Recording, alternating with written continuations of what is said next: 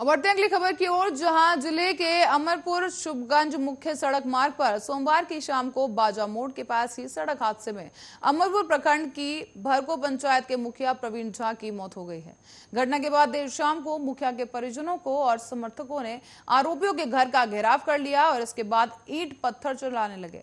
सूचना मिलने के बाद पहुंची पुलिस ने उग्र लोगों को शांत कराया। साथ ही मुखिया प्रवीण झा अपनी बाइक से भरको की ओर से बाजा गांव जा रहे थे, जिस दौरान बाजा मोड़ से कुछ ही दूरी पर पीछे से आ रही एक बोलेरो ने उन्हें धक्का मार दिया। जख्मी होकर मुखिया बाइक को लेकर गिर पड़े। ऐसे में टक्कर इतनी जबरदस्त बताई जा रही है कि बाइक पूरी तरह से क्षतिग्रस्त हो गई है। बोलेरो चालक वाहन के पीछे दोबारा मुखिया को धक्का मार दिया गया और ऐसे में बाजा गांव से आगे बढ़ते ही सिमरा पुल के पास बोलेरो की स्टीयरिंग फेल हो गई और इसके बीच हालांकि फरार होने के बाद जो आरोपी है वो फरार हो गया और इसके बाद हादसे में घटनास्थल पर ही मुखिया प्रवीण झा की मौत हो गई है। घटना की सूचना मिलते ही हजारों की संख्या में ग्रामीणों की भीड़ घटनास्थल पर जुट गई और घटना की सूचना मिलते ही हजारों की संख्या में ग्रामीणों की भीड़ घटनास्थल पर जुट गई और आक्रोशित ग्रामीणों ने बाजा मोड़ पर इंग्लिश मोड़ शुभगंज मुख्य सड़क मार्ग को जाम कर दिया है।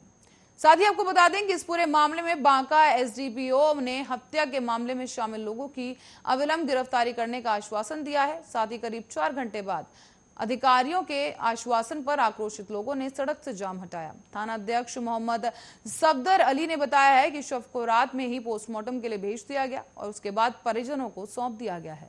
साथ ही पूरे मामले में जांच चल रही है।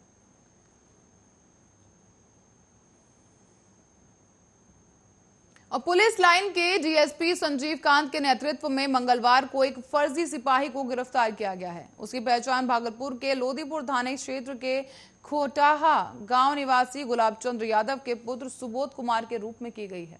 वो पिछले महीने अगस्त में ही ज्वाइनिंग करने पहुंचा था और किसी ने उसके बारे में ये सूचना दी थी, जिसके बाद वो अंदर ही अंदर इसकी जांच की जा रही थी। जांच और पुख्ता सबूत होने के बाद मंगलवार को उसे गिरफ्तार कर लिया गया।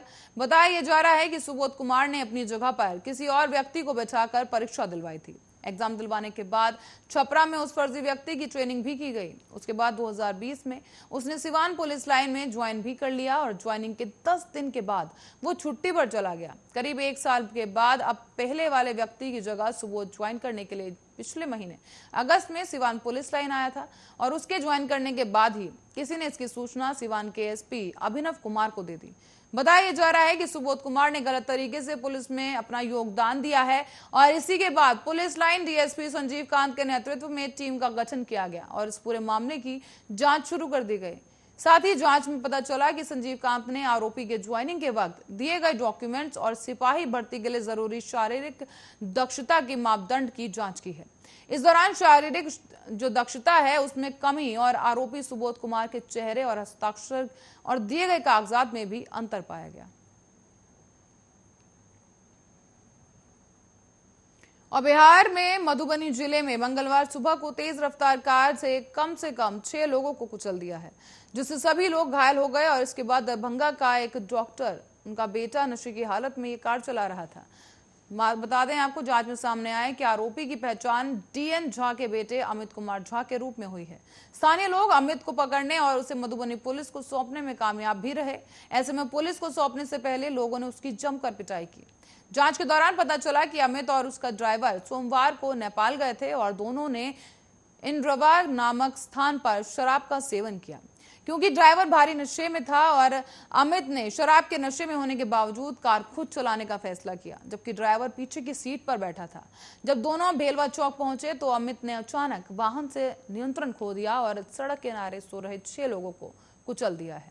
पीड़ितों में से एक अस्पताल में जिंदगी और मौत के बीच जूझ रहा है, तो वहीं पिछली सीट पर बैठा अमित का ड्राइवर स्थानीय लोगों के वहां जमा होने के पहले ही मौके से भागने में सफल रहा।